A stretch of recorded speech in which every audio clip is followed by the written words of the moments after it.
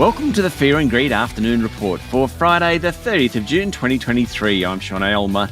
Every afternoon, we've got the 5 stories that happened today that you need to know about. Story number 1, the S&P ASX 200 finished the financial year with a whimper, closing up just a touch to 7,203 points, meaning the market jumped about 10% for the financial year. There was very little movement today. In fact, the best performing sector, technology, rose just 0.8%, while the worst performing sector index, at least, consumer staples, fell 0.4%. Xero and REA Group finished up more than 1%. They're about the best of the lot. The big banks were mixed, so too the retailers. Wasn't much corporate news around, although Link Group said its contract with super fund Hester had not been renewed. Its share price tumbled 14% as a result, definitely the worst performer of the top 200. Story number 2, dozens of flights were cancelled or delayed along the East Coast today due to a severe shortage of air traffic controllers that led to the effective closure of airspace to the south of Brisbane. A Qantas spokesman said 100 flights had been delayed across the group and 10 services were cancelled because of the airspace restrictions. Virgin Australia was also hit hard. Flights to and from Brisbane, the Gold Coast and Ballina were forced to operate around the uncontrolled airspace, which added time and distance. The airspace restrictions occurred from 6 a.m. this morning to 1:30 p.m, officially due to short-term, unplanned air traffic controller leave impacting en route airspace between Sydney and Brisbane. A spokesperson for Air Services Australia said the group continues to invest in its workforce across the country, including by recruiting and training new air traffic controllers nationwide. Just weren't enough today. It's the latest in a long series of issues arising from air traffic controller shortages, much to the frustration of airlines, airports, and, of course, passengers. Story number 3, a 4.6 magnitude earthquake hit regional Victoria this morning, with thousands of people feeling the early morning tremor.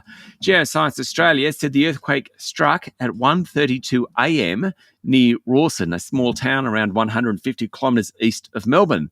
More than 7,000 people had reported feeling the earthquake by 6 a.m, including many residents in Melbourne's eastern suburbs. The earthquake is the second to hit the region in a month, following a 3.8 magnitude earthquake in Melbourne's northwest in late May. Story number 4, the lack of support outside the National Disability Insurance Scheme for children with disabilities is undermining the sustainability of the scheme, with parents pressured to present the worst versions of themselves and their children to get funding. So says the interim report by the NDIS Review.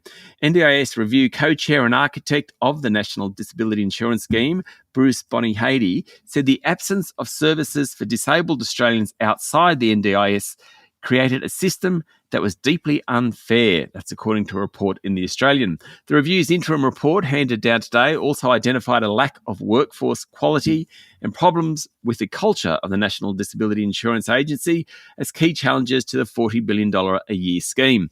The interim report noted that the definition of reasonable and necessary support, which the NDIS Act says the scheme must provide to participants, is unclear.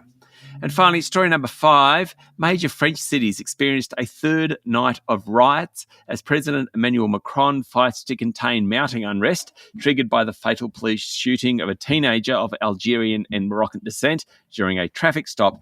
About 40,000 police officers were deployed across France overnight, nearly 4 times the numbers mobilised on Wednesday night. But there are few signs that government appeals for a de-escalation in the violence will quell the widespread anger.